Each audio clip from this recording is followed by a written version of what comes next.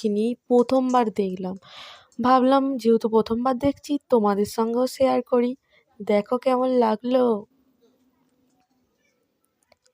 এই পেঁপে গাছের চারা চাই, বীজ করবে তোমরা আমার সঙ্গে যোগাযোগ করো, আমি তোমাদের এই পেঁপের দানা দিয়ে দেবো, তোমরা গাছ করে নেবে।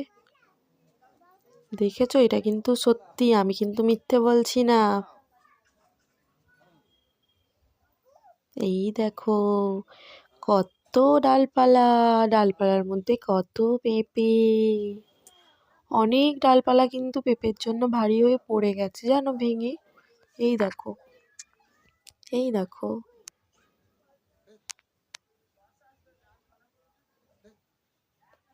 এটা কিন্তু মিথ্যে নয়, এটা কিন্তু সত্যি। আর তোমরা যদি এরকম পেঁপে গাছ দেখে থাকো আমাকে জানাবে অবশ্যই। টাটা।